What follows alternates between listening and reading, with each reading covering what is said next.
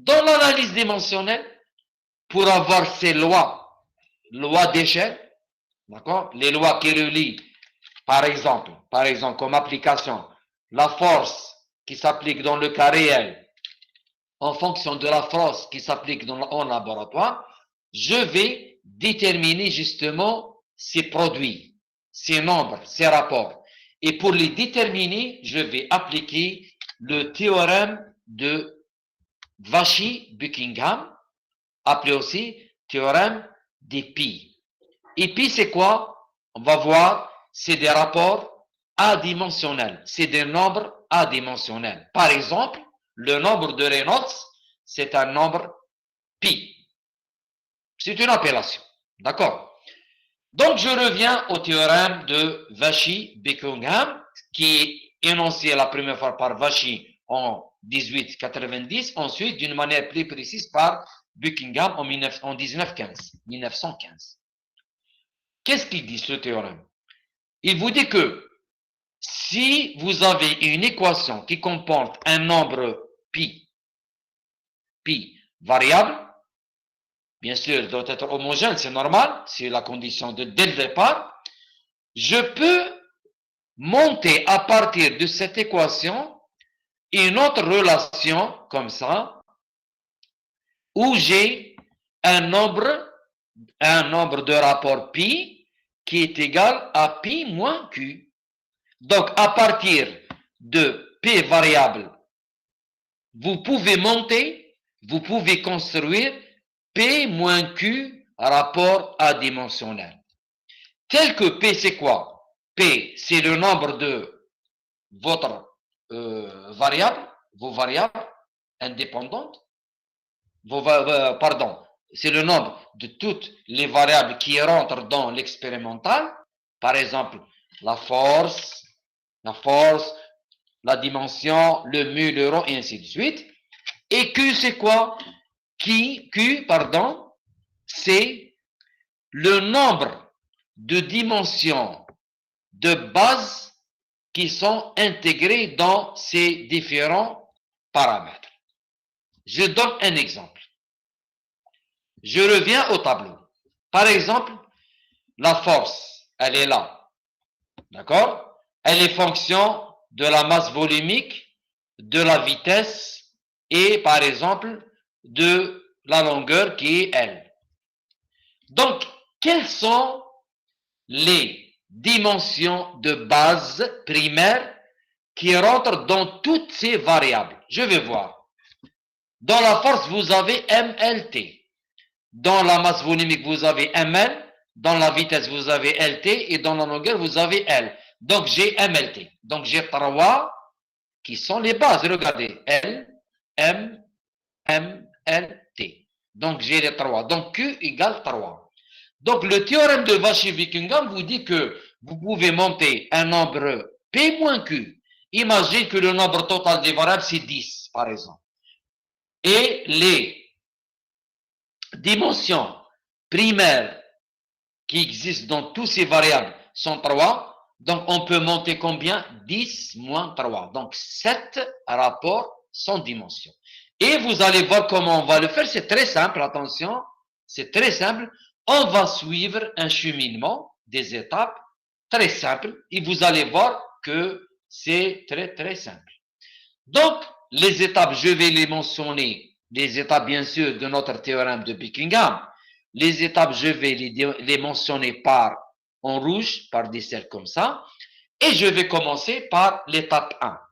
Donc, la première étape de tout problème d'analyse dimensionnelle, c'est de connaître la liste complète, pi, de toutes les variables qui déterminent le phénomène physique. D'accord? Et comment on le connaît? C'est par la pratique et l'expérience.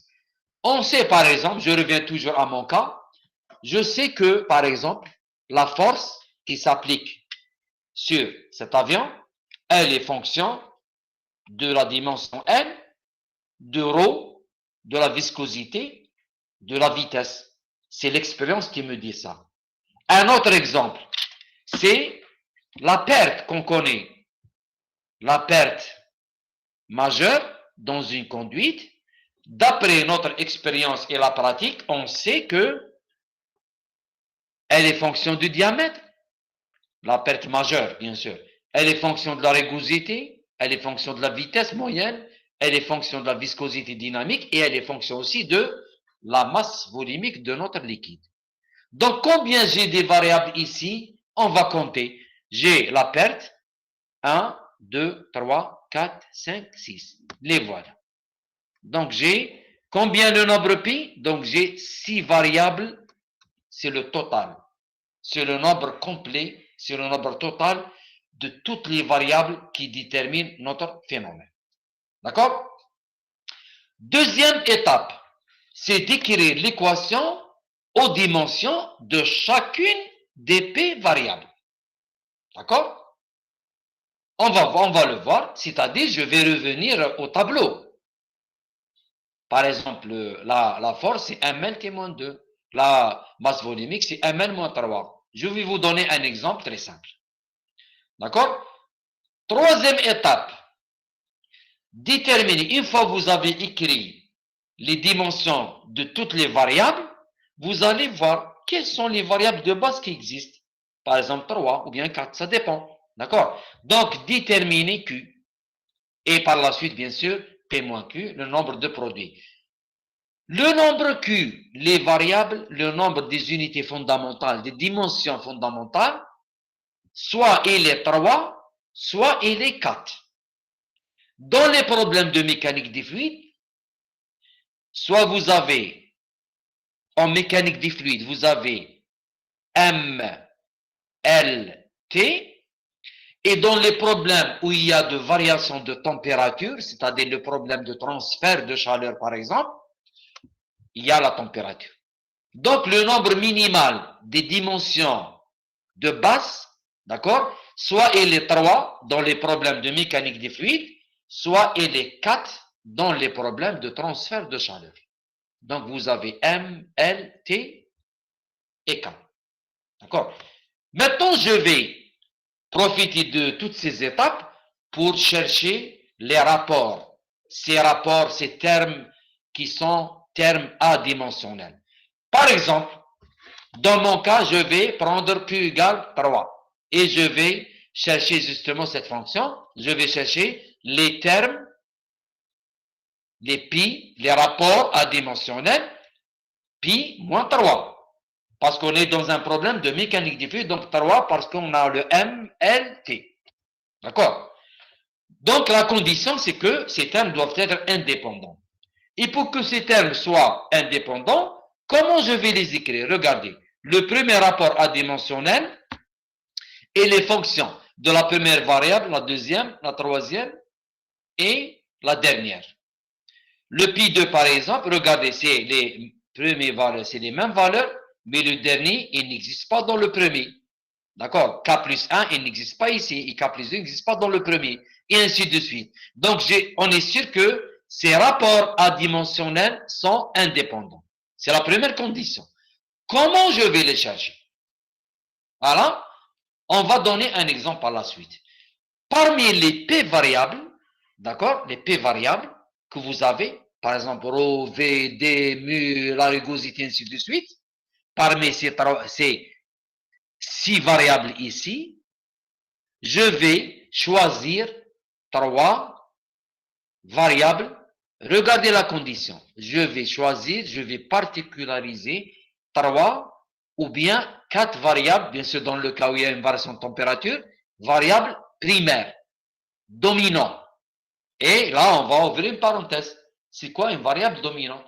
Et qui me dit quelle est la variable dominante?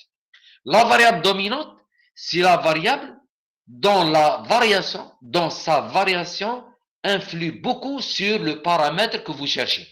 Je vous donne un exemple. Si je vais, par exemple, dans le cas de la perte, je reviens à l'équation de la perte qui est là.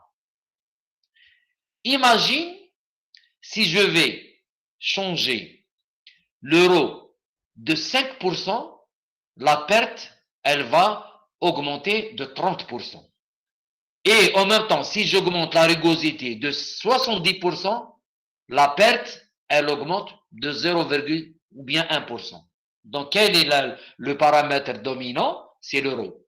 D'accord? Donc, c'est l'expérience qui nous donne ça. D'accord? Donc, c'est l'expérience qui nous donne ça. Qui nous dit que telle variable, elle est dominante ou non. L'essentiel, que parmi ces P variables, je vais choisir, dans le cas de mécanique des fluides, 3 variables dominantes.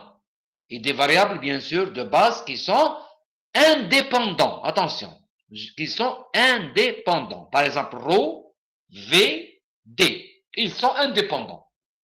Dimensionnellement, ils n'ont pas les mêmes dimensions.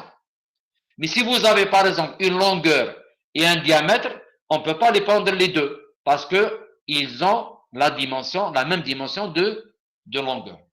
D'accord? Bien. Ensuite, une fois que vous avez particularisé ces 3 variables et c'est l'expérience qui vous donne ça, là, vous allez former les produits, puis les rapports à dimension.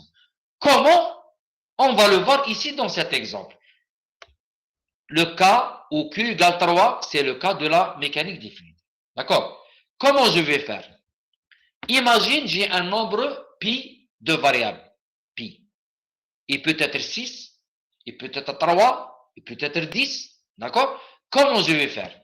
Une fois que vous avez particularisé, vous avez choisi les 3 variables primaires. Je vais les écrire. E1, E2, E3. Dans Pi2, je vais les réécrire, les mêmes, E1, E2, E3. Et ainsi de suite dans le dernier rapport.